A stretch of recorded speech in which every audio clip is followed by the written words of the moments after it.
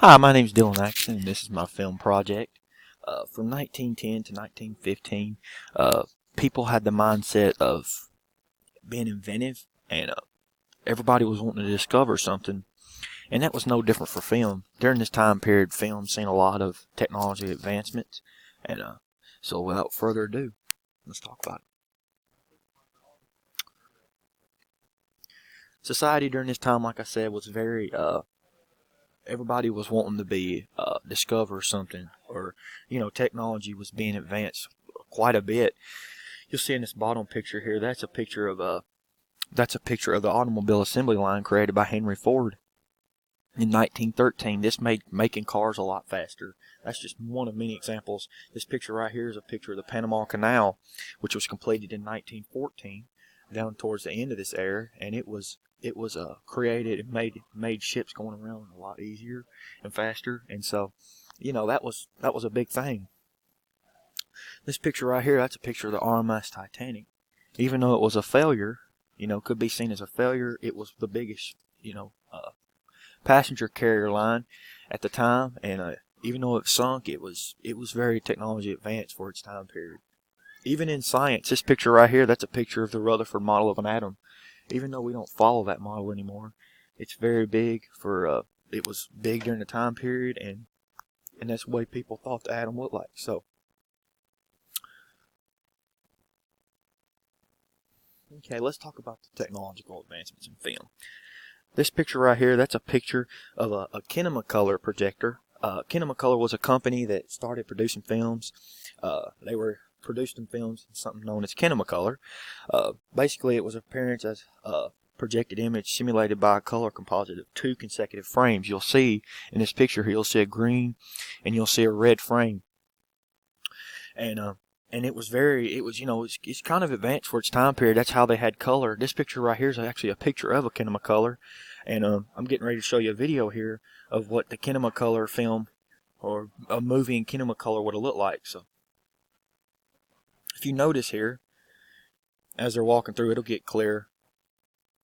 You can notice that as they're walking, you see their hands moving. You'll see the green and the red. It was only two colors, and so, but it was very advanced for its time. As you keep watching, you'll see the sometimes pictures get fringes, those little fringes in the screen, bombardment on the edges. But this is what they had. This was it. You can still see the green, the red coming through. So, let me get back to my tab here. So that was Kinemacolor. This one right here, that is a picture of something known as a Chronochrome projector. In 1913, the Chronochrome projector was also invented.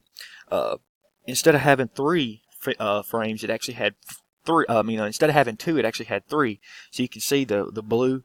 It actually added a blue frame, and that made color. That made it a little more appealing to the eye, and it also was impressive quality for its time period.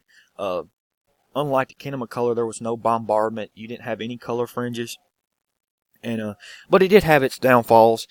If you were too close to it, you couldn't watch it because it being three frames, you would see three different colors, color fringes all the way around.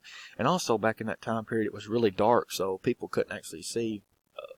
They had, if it was really dark in the theater, big theaters, they couldn't actually see due to light loss. And so that was kind of a downfall to it, but it was very impressive for its time period. Let's talk about some important people during this time period.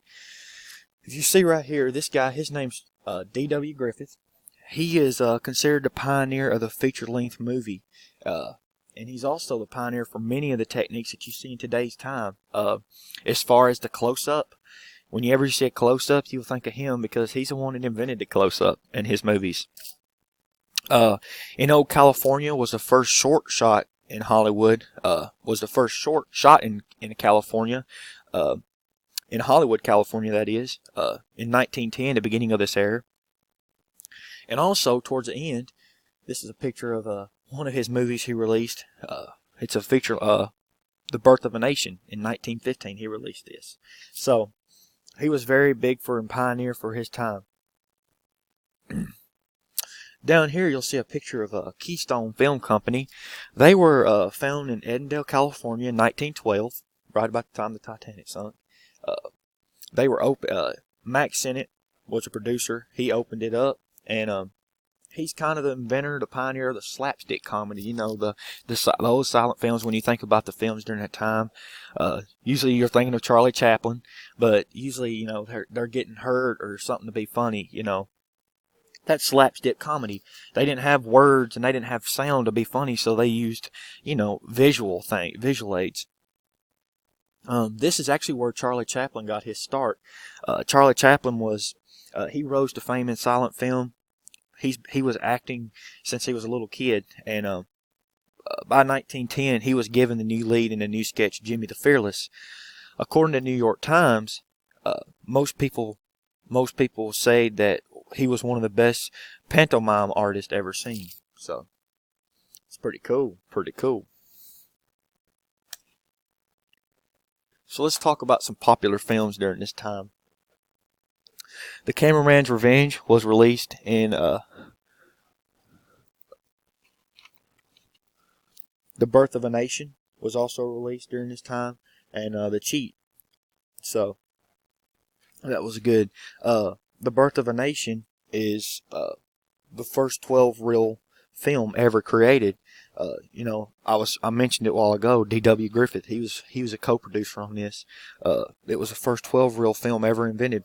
It was also the longest film of its time period, and like the longest film ever created, it going at 3 hours. So it was one of the most complex with all the plots, and with the plot of it was very complex. And the problem with it was very controversial. Like it was sexually aggressive towards women, and very controversial to black people because it was talking about the time during slavery and stuff. So even though it was very controversial, though, people still loved it. And to this day, if you look up movies, the most popular movies from the 1910s, The Birth of a Nation is top of the list. So very pioneering for very, like, you know, beginning of it, and can be considered the first you know, feature-length film. So anyway, that's my project.